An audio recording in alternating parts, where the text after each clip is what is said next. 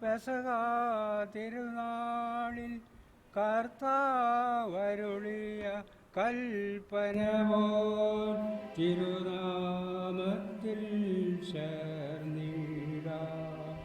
ഒരുമയോടി ബലിയർപ്പിക്കാം.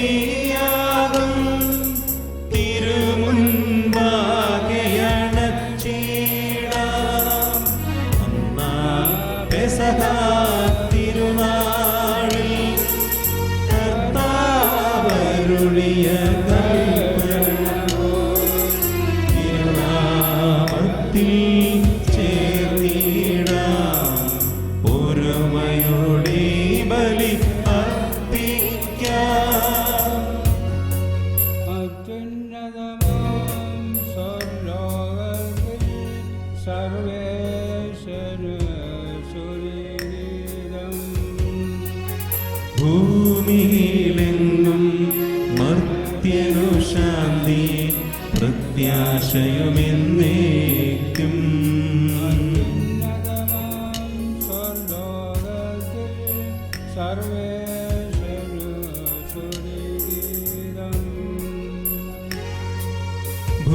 ഭൂമിയിലെങ്ങും മർത്യനു ശാന്തി പ്രത്യാശയുമെന്നേക്കും.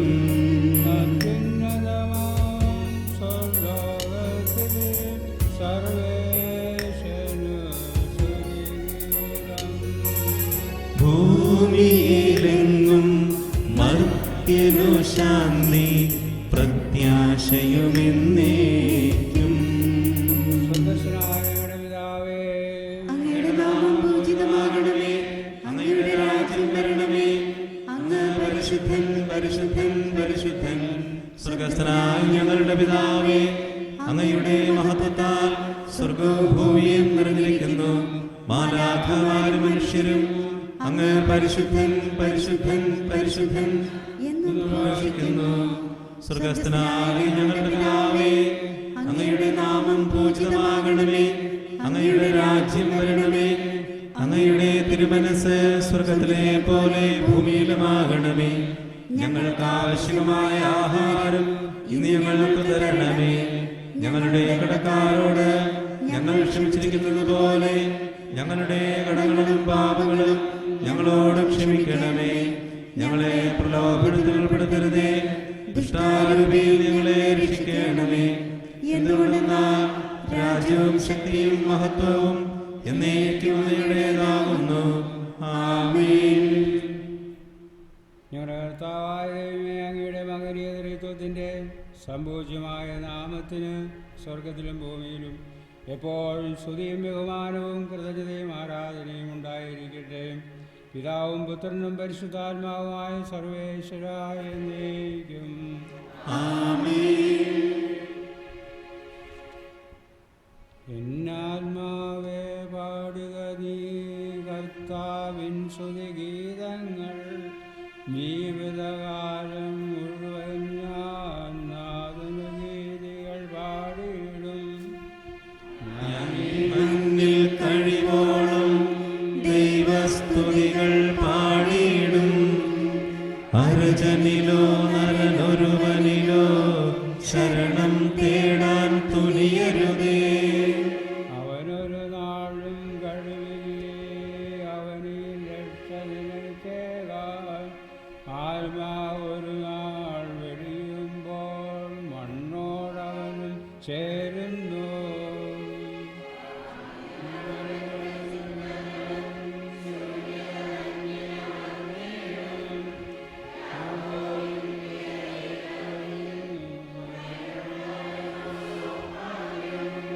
താതനും അതുപോലെ ആത്മജനും ൂഹായ്ക്കും സ്തുതി എന്നേക്കും. ആദിമുതൽക്കെന്നതുപോലെ ആമേൻ ആമേൻ അനവരതം. ഹല്ലേലൂയ. പ്രാർത്ഥിക്കാം. സമാധാനം നമ്മോടുകൂടെ.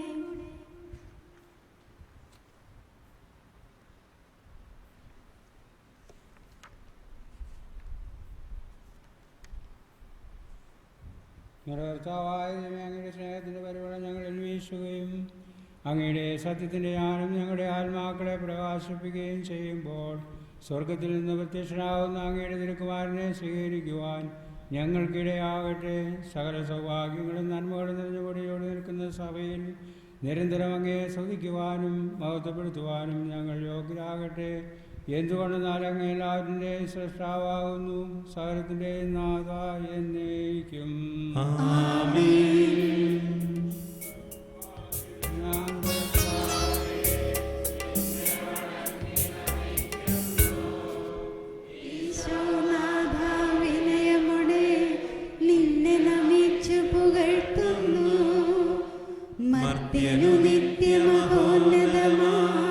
ഉദ്ധാനം നീ അരുളുന്നു, അക്ഷയമവനുടെ ആത്മാവിൻ ഉത്തമ രക്ഷയുമേകുന്നു.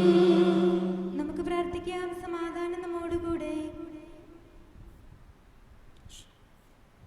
എൻ്റെ കർത്താവേ, നീ സത്യമായും ഞങ്ങളുടെ ശരീരങ്ങളെ ഉയർപ്പിക്കുന്നവനും ആത്മാക്കളെ രക്ഷിക്കുന്നവനും ജീവനെ നിത്യം പരിപാലിക്കുന്നതുമാകുന്നു.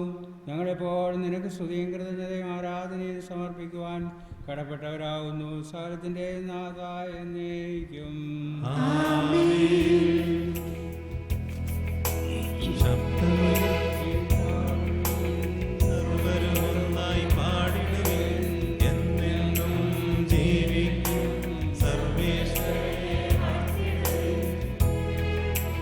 പരിപാവനനാം സർവേശ, പരിപാവനനാം ബലവാനേ, പരിപാവനനാം അമർത്യനേ, നിൻ കൃപ ഞങ്ങൾ കേൾക്കണമേ.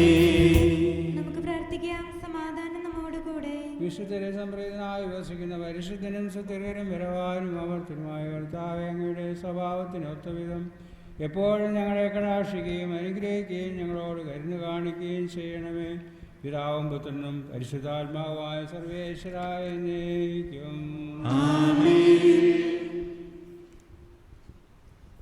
സഹോദരരെ, പൗലോസ് ശ്ലീഹാ എഫേസസിലെ സഭയ്ക്ക് എഴുതിയ ലേഖനം 2-ാം അധ്യായം 1 മുതലുള്ള വാക്യങ്ങൾ ഗുരു ആശീർവദിക്കുന്നു. വിശ്വാസിനെ അനുഗ്രഹിക്കട്ടെ. അപരാധങ്ങളും പാപങ്ങളും മൂലം ഒരിക്കൽ നിങ്ങൾ മൃതരായിരുന്നു. അന്ന് ഈ ലോകത്തിന്റെ ഗതി പിന്തുടർന്നും അനുസരണക്കേടിന്റെ മക്കളിൽ പ്രവർത്തിക്കുന്ന അരൂപിയായ അന്തരീക്ഷ ശക്തികളുടെ അധീശനെ അനുസരിച്ചുമാണ് നിങ്ങൾ നടന്നിരുന്നത്. അനുസരണക്കേടിന്റെ ഈ മക്കളോടൊപ്പം ഒരു കാലത്ത് നമ്മളും ശരീരത്തിൻ്റെയും മനസ്സിൻ്റെയും അഭിലാഷങ്ങൾ സാധിച്ചുകൊണ്ട് ജഡമോഹങ്ങളിൽ ജീവിച്ചു. നമ്മളും മറ്റുള്ളവരെ പോലെ സ്വഭാവേന ക്രോധത്തിൻ്റെ മക്കളായിരുന്നു. എന്നാൽ നമ്മൾ പാവം വഴി മരിച്ചവരായിരുന്നിട്ടും കരുണാസമ്പന്നനായ ദൈവം നമ്മോട് കാണിച്ച മഹത്തമായ സ്നേഹത്താൽ ക്രിസ്തുവിനോടുകൂടെ നമ്മെ ജീവിപ്പിച്ചു. കൃപയാൽ നിങ്ങൾ രക്ഷിക്കപ്പെട്ടു. യേശുക്രിസ്തുവിനോടുകൂടെ അവിടുന്ന് നമ്മെ ഉയർപ്പിച്ച് സ്വർഗത്തിൽ അവനോടുകൂടെ ഇരുത്തുകയും ചെയ്തു. നമ്മുടെ കർത്താവായ മിശിഹായ്ക്ക് സ്തുതി.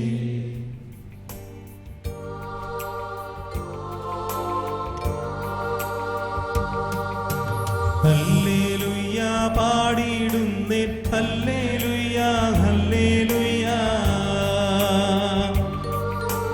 നല്ലൊരാശയം എൻ മനതാരിൽ വന്നു നിറഞ്ഞു തുളുമ്പിടുന്നു. രാജാവിൻ തിരുമുൻപിൽ കീർത്തന മധുവായി ഞാനതൊഴുക്കിയിടട്ടെ.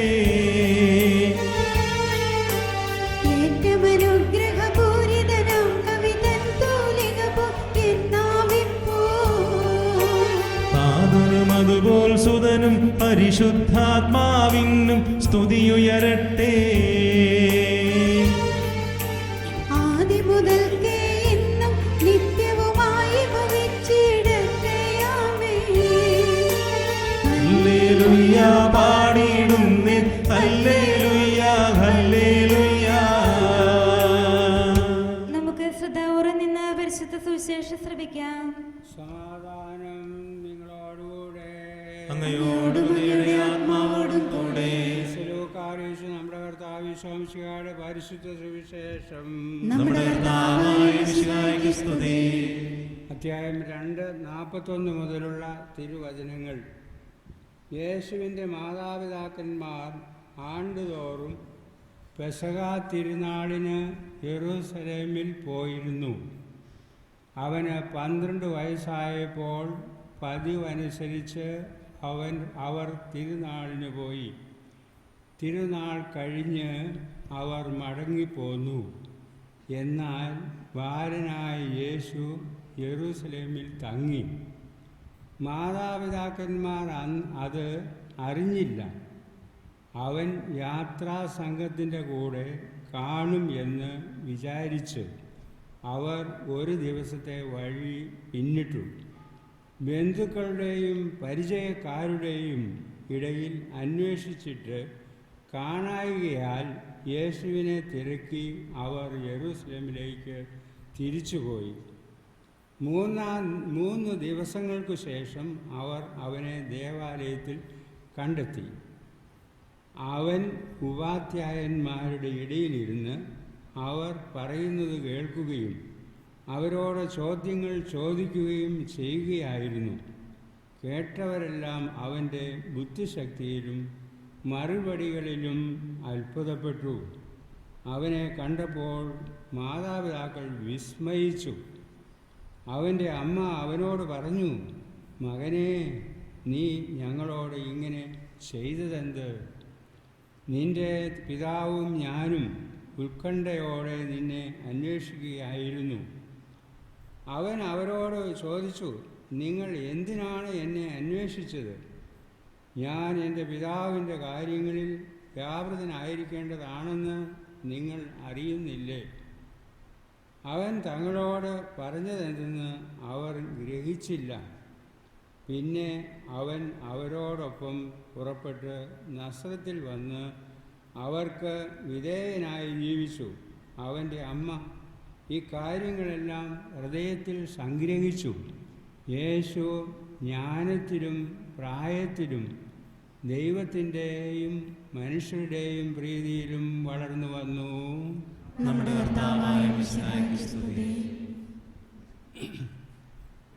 മിശിഹായിൽ പ്രിയ ദൈവമക്കളെ, ഇറയേശുവിൽ അൻപുമിക പൈതങ്ങളെ, ഞാൻ ആദ്യകാലത്ത് തമിഴ്നാട്ടിലായിരുന്നു. ഏകദേശം 10 കൊല്ലം ഉണ്ടായിരുന്നു. അതുകൊണ്ടാണ് ഇങ്ങനെ തമിഴിൻ്റെ ചുവയുണ്ട് എൻ്റെ വളരുണ്ട്. ഞാൻ മലബാറിൽ ഒരിക്കലാണെങ്കിൽ അവിടെ 3 കൊല്ലം അവിടെ തമിഴ്നാട്ടിൽ പോകുമ്പോൾ അവിടെ വന്നൊരു തമിഴനാണെന്ന് പോലും വിചാരിച്ചു. 3 കൊല്ലം വരെ അവിടെ താമസിച്ചിട്ട് അവർക്ക് ചിലർക്ക് പോലും അറിയാൻ മേലാഞ്ഞു. അതുപോലെ തമിഴ് ചുവയോടുകൂടി പ്രസംഗിക്കുമായിരുന്നു. അതുകൊണ്ടാണ് പൈതങ്ങളെ. ഇപ്പോൾ അവരുടെ ആ പ്രൊനൗൺസിയേഷനൊക്കെ എനിക്ക് വളരെ കിട്ടിയിട്ടുണ്ട്. ജ്ഞാനത്തിലും പ്രായത്തിലും യേശു വളർന്നു. ദൈവത്തിൻ്റെ ജ്ഞാനത്തിൽ ഇവിടെ നമ്മൾ കഴിഞ്ഞ ധ്യാനത്തിൽ നമ്മൾ കേട്ടതാണ് യേശുവിൻ നാമം, നാമജപ പ്രാർത്ഥന. യേശുവിൻ നാമം, യേശു എന്ന് പറഞ്ഞാൽ ഒരു വ്യക്തിയാണ്. അപ്പോൾ ഞാനെന്ന് പറഞ്ഞാൽ യേശു ഒരു ആളായി തന്നെ നമുക്ക് കാണാവുന്നതാണ്. അപ്പോൾ സംസ്കൃതത്തിൽ പറയുകയാണെങ്കിൽ യേശുവോ വിഗ്രഹവാൻ ധർമ്മം എന്ന് പറഞ്ഞാൽ, സംസ്കൃതം ഞാൻ അധികമായിട്ട് പഠിച്ചിട്ടില്ല, എന്നാലും ഈ പുണ്യങ്ങളെല്ലാം സുഹൃതങ്ങളെല്ലാം ഒരു വ്യക്തിയായി തീരുന്നതാണെങ്കിൽ അത് യേശു ആണെന്നാണ് അതിൻ്റെ അർത്ഥം. യേശുവോ വിഗ്രഹവാൻ ധർമ്മം. ഇപ്പോൾ പുണ്യം തന്നെ യേശു സ്നേഹമാണെന്ന് പറഞ്ഞ ഒരു വ്യക്തിയാണ്. അപ്പോൾ ജ്ഞാനം, ദൈവിക ജ്ഞാനം എന്ന് പറഞ്ഞാൽ, അപ്പോൾ യേശു നാമം എന്ന് പറഞ്ഞാൽ വേണമെങ്കിൽ ദൈവിക ജ്ഞാനം ദൈവനാമം എന്ന് നാമകീർത്തന പ്രാർത്ഥനയിൽ പറയാവുന്നതാണ്. ഞാനിങ്ങനെ നാമകീർത്തന പ്രാർത്ഥനയിൽ ഒരിടത്ത് ഞങ്ങളുടെ ജെസ്യൂട്ട് ഹൗസിൽ അവിടെ കാലടി തന്നെയാണ് അതിൽ പങ്കുകൊള്ളാനിടയായി. അപ്പോൾ അതുകൊണ്ടാണ് വളരെ ആകർഷിക്കപ്പെട്ടു പോയി യേശുനാമ പ്രാർത്ഥന കൊണ്ട്. പൗരസ്ത്യ ദേശത്തെ ആൾക്കാർ ആ 4ാം സെഞ്ചുറി 3ാം സെഞ്ചുറി ജീവിച്ചിരുന്ന നമുക്ക് കൊണ്ട് പൂർവികന്മാർ സന്യാസികൾ ഈ യേശുനാമ പ്രാർത്ഥന ഹൃദയപൂർവ്വം ഉള്ളിൽ നിന്ന് മുഴുവൻ ഹൃദയത്തോടുകൂടി പ്രാർത്ഥിച്ചതിൻ്റെ ഫലമായിട്ട് അവർ ഈ ലയന പ്രാർത്ഥനയിൽ ചെന്നെത്തിയെന്നാണ് വിചാരിക്കുന്നത്. അവ പലരും എത്തിയിട്ടുണ്ട്. അങ്ങനെ ഞാനത് മനസ്സിലാക്കി. അപ്പോൾ ഇത് നമ്മൾ കാര്യമായിട്ട് നമുക്ക് ജോലി ചെയ്യുമ്പോഴൊക്കെ ജോലി ചെയ്യുമ്പോൾ അത് സങ്കീർത്തനം ചൊല്ലി അവിടെ ചൊല്ലുമെന്ന് പറഞ്ഞാൽ അപ്പോൾ അതിന് കൂടുതൽ അർത്ഥമുണ്ട്. എന്ന് പറഞ്ഞാൽ ദൈവ ഐക്യത്തിലേക്ക് നമ്മളെ നയിക്കണം. അത് ഹൃദയപൂർവ്വം പ്രാർത്ഥിക്കണം. അതുപോലെ തന്നെ ദൈവത്തിന് വഴങ്ങണം. ഇതുകൊണ്ടോ ഞാൻ ബാലനായ യേശു വളർന്നു വന്നെങ്ങനെയാണ് മാതാപിതാക്കന്മാരെ അനുസരിച്ച് ജ്ഞാനത്തിലും വളർന്നു. നമ്മൾ ജ്ഞാനത്തിലും പ്രധാനമായും ദൈവിക ജ്ഞാനത്തിൽ, അതോടുകൂടി ഭൗതിക ജ്ഞാനം നമുക്ക് സമ്പാദിക്കാം. ആരോഗ്യം ഇവിടെ നമുക്ക് എന്നിവിടെ നിൽക്കാൻ പാടില്ല. നമ്മൾ യാത്രക്കാരാണല്ലോ, അതിൻ്റെ പേരിൽ ഇതെല്ലാം പറയുന്നു വരുത്ത്. ഇനി സങ്കീർത്തനങ്ങളെ നോക്കിക്കോ. ഒരു പണ്ഡിതൻ, എൻ്റെ ഒരു സുഹൃത്ത് പറഞ്ഞത് എന്താണെന്നറിയാമോ? ഹൃദയ ചൊരിച്ചിലാകുന്നു സങ്കീർത്തനം. അപ്പോൾ ലയന പ്രാർത്ഥനയിലേക്ക് നയിക്കുന്നു പറഞ്ഞു. അപ്പം ഹൃദയ ചൊരിച്ചിലാകുന്ന പ്രാർത്ഥന, outpourings of the soul before God. ഇതാണ് സങ്കീർത്തൻ്റെ ഒരു നിർവചനം. കഴിഞ്ഞ തവണ ഞാൻ പറഞ്ഞു സ്തുതിപ്പാണെന്ന് പറഞ്ഞു. സ്തുതിപ്പെന്ന് പറഞ്ഞാൽ മഹോന്നതമായ പ്രാർത്ഥന, ശ്രേഷ്ഠമായ പ്രാർത്ഥന. മറ്റേ പ്രാർത്ഥന എല്ലാം ഉണ്ട്, പക്ഷേ ഇതിലെല്ലാം ഉൾക്കൊള്ളുന്ന പോലെയാണ്. ഇവിടെ ഇങ്ങനെ സങ്കീർത്തനത്തെ പറ്റി പറഞ്ഞപ്പോൾ ഈ നോട്ടിലെ സങ്കീർത്തനം 69 അതിന് ഏതെങ്കിലും ഇവിടെ കൊയ്യുന്ന കാര്യവും യുഗാന്തിയാന്ന് പറഞ്ഞു. അപ്പോൾ എൻ്റെ മനസ്സിലേക്ക് ഓടി വന്നത് വേറൊരു സങ്കീർത്തനമാണ്, മനോഹരമായ സങ്കീർത്തനം. ഇതിനെയാണ് സങ്കീർത്തനങ്ങളുടെ സങ്കീർത്തനം എന്ന് പറയുന്നത്. അതേതാണ് 20 നിങ്ങൾക്ക് പരിചയമുള്ളതാണ്. നല്ലയുടേത് പ്രാഗ്രൂപമായി കാണിക്കുന്ന 23. എനിക്കൊന്നിനും കുറവുണ്ടാകുകയില്ല, കാരണം ഞാൻ മരണവാഴ തിറന്നാലും എനിക്ക് പേടിക്കേണ്ട ഭയമില്ല, ഞാൻ എല്ലാവരും അവനോടുകൂടി വസിക്കും. ഇതാണ് പ്രാഗ്രൂപത്തിൽ എഴുതിയിരിക്കുന്ന നല്ലടിയും. ഇത് നമ്മൾ യോഹന്നാൻ്റെ സുവിശേഷത്തിൽ 10-ാം അധ്യായം വായിച്ച് നോക്കിയിട്ട് ഇത് വായിക്കണം.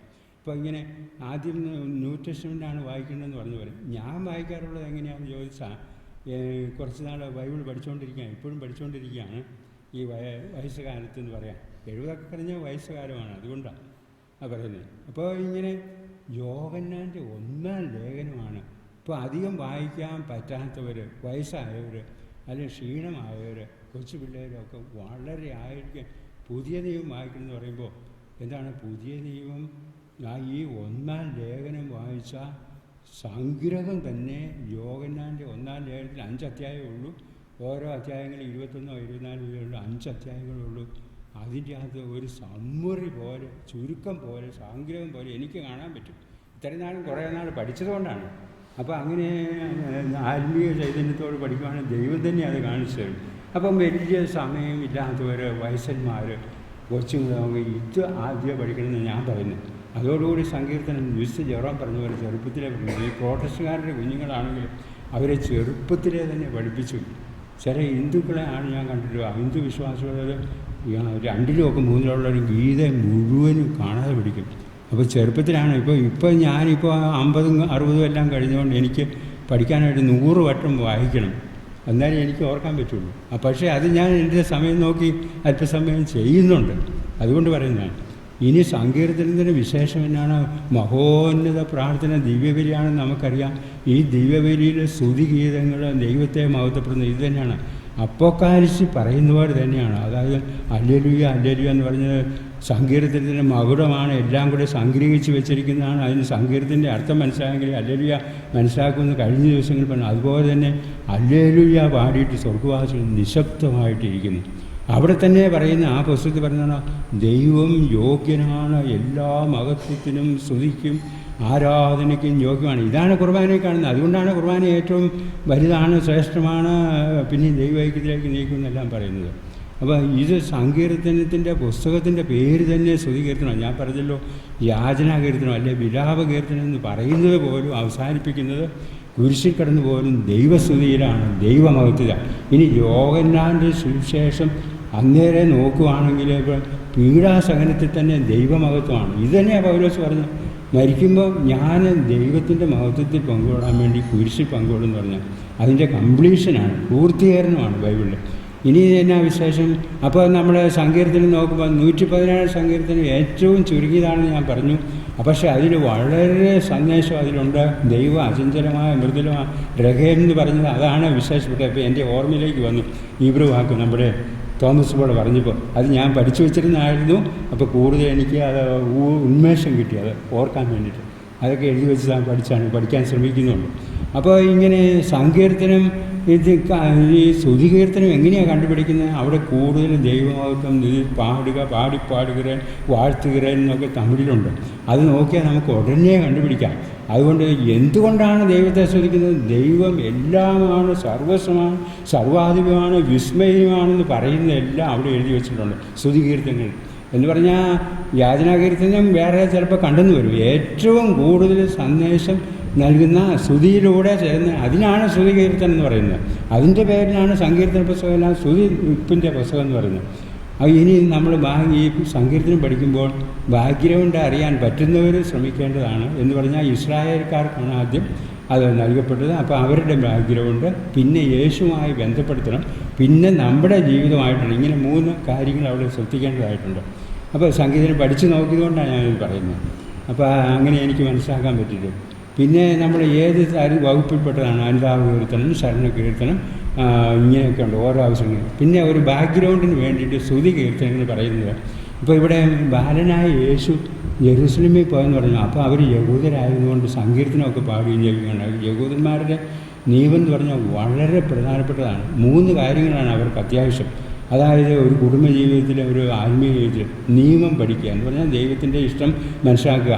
നിയമസങ്കീർത്തനം എന്ന് പറഞ്ഞ ഒരു വിഭാഗമുണ്ട്, പ്രഭാതനം. അത് 1-ാം സങ്കീർത്തനമുണ്ട്, 119 119 ഏറ്റവും വലിയ സങ്കീർത്തനമാണ്. അപ്പോൾ ഓരോന്നോരോന്ന് പഠിക്കണം, പൊതുവായിട്ട് പഠിക്കണം. ഇങ്ങനെയെല്ലാം മനസ്സിൽ വെച്ചുകൊണ്ട് അപ്പോൾ അവിടെ ഇവിടെ കേൾക്കുന്നത് തന്നെ അതിൽ നിന്ന് തന്നെ നമുക്ക് പഠിക്കാൻ പറ്റും, അതിൽ നിന്ന് തന്നെ നമുക്ക് ജീവിക്കാൻ പറ്റും, ദൈവസ്നേഹത്തിൽ വളരാൻ പറ്റും. ഇതാണ് ഇവിടെ നമ്മൾ കാണിക്കുന്നത്. അപ്പോൾ ഇനി ഈ ഹൃദയചോരിച്ചിൽ ഞാൻ പറഞ്ഞല്ലോ സങ്കീർത്തനത്തിൻ്റെ കാര്യം. അത് അന്നമ്മാൾ പഴയ നിയമത്തിൽ സാമൂഹിൻ്റെ പുസ്തകത്തിൽ ദൈവത്തിൻ്റെ മുമ്പിൽ ധ്യാനപൂർവ്വം ചെലവഴിച്ചു. ഇതാണ് ഔട്ട്പോറിങ് ഓഫ് ദ സോൾ എന്ന് പറയുന്നത്. അവിടെ നോക്കിയാൽ മതി. മാതാവിൻ്റെ ഔട്ട്പോറിങ് ഓഫ് ദ സോൾ, ഹൃദയത്തിൽ നിന്ന്, ദൈവ ഐക്യത്തിൽ നിന്ന്, ദൈവസ്നേഹത്തിൽ നിന്ന് ഉതിരുന്ന പ്രാർത്ഥനയാണ്. ദൈവം എല്ലാമാണെന്ന്. ഇതാണ് ഒട്ടിച്ചേരുന്ന ആളിനെ സങ്കീർത്തനത്തിൽ കാണുമെന്ന് പറയുന്നു. ഇപ്പോൾ ഇത് ഞാൻ അവസാനം അത് നീട്ടിപ്പണി നിങ്ങൾക്ക് ഒരു പ്രചോദനം കിട്ടി, അത്രയും മാത്രം മതി. ഇപ്പോൾ സമയമൊക്കെ തിടുക്കത്തിലാണ് എല്ലായ്പ്പോഴും. അതുകൊണ്ട് പറയുന്നത്. അപ്പോൾ അതുകൊണ്ട് നിർത്താൻ പോവുകയാണ്. ഐക്യം, സ്നേഹം, അതിന് സങ്കീർത്തനം വളരെ നല്ലതാണെന്ന് ഞാനും മനസ്സിലാക്കിക്കൊണ്ടിരിക്കുന്ന അവസ്ഥയിലാണ് ഇപ്പോൾ. അപ്പോൾ ഒരു ചോദ്യം ഇങ്ങനെയാണ് നമ്മളോട് ചോദിക്കുന്നത്. ഇതെൻ്റെ നേരത്തെ ഞാൻ പഠിച്ചു വച്ചിരിക്കുന്നതാണ്, പക്ഷേ ഇത് ഈ സങ്കീർത്തനവുമായി ബന്ധിപ്പിച്ച് പറയുന്നതേ ഉള്ളൂ. What makes you a real Christian? What makes you a contemplative, ലയനാത്മക പ്രാർത്ഥനാക്കാരനാകുന്നതിന് നിന്നെ എന്താണ് ആക്കുന്നത്? എന്തെല്ലാമാണ് ചെയ്യേണ്ടത്? ഇത് നമ്മുടെ ഓരോരുത്തരുടെയും ഗ്രഹപാഠമായി നിൽക്കുന്നു. മണവാളൻ എഴുന്നള്ളി വരുന്നതുവരെ ഇത് ഗ്രഹപാഠമായി നിൽക്കുന്നതെന്ന് പറയാൻ പറ്റും. വയസ്സായവരായാലും ക്ഷീണമുള്ളവരായാലും രോഗമുള്ളവരായാലും ഇത് മണവാളൻ എഴുന്നള്ളി വരുമ്പോഴും മണവാളനെ സ്നേഹിക്കുന്നവരെ ഇതിലായിരിക്കണം നമ്മൾ. അപ്പോൾ നമുക്ക് ലയനാത്മക പ്രാർത്ഥനയൊക്കെ ഉണ്ട്. സങ്കീർത്തനക്കാരൻ ലയനാത്മക പ്രാർത്ഥനക്കാരനാണ്. ഇപ്പോഴാണ് എനിക്കിത് മനസ്സിലായത്. ഈ ധ്യാനത്തിൽ പങ്കെടുത്തപ്പോഴാണ് എനിക്കിത് മനസ്സിലായത്. ഈ സങ്കീർത്തനക്കാരൻ ഞാനിങ്ങനെ പഠിക്കാൻ വെച്ചിരുന്നു, ഞാൻ കുറേയൊക്കെ മനസ്സിലാക്കിയിരുന്നു. പക്ഷേ ഇവിടെ ധ്യാനം വന്നപ്പോൾ ഇത് ജീവിക്കേണ്ടതാണ്. ഞാൻ സങ്കീർത്തനക്കാരനാണ്, പ്രാർത്ഥനക്കാരനാണ്, കണ്ടപ്പോഴേക്കും എനിക്കിപ്പോൾ മനസ്സിലായി വരുന്നുണ്ട്. പൂർത്തിയായിട്ടില്ല. കാരണം സ്വർഗസ്വനായ പിതാവ് പൂർണ്ണനായിരിക്കുന്ന പോലെ നിങ്ങൾ പൂർണ്ണനായിരിക്കുന്നു. ഇതാ ബൈബിൾ പറഞ്ഞത്.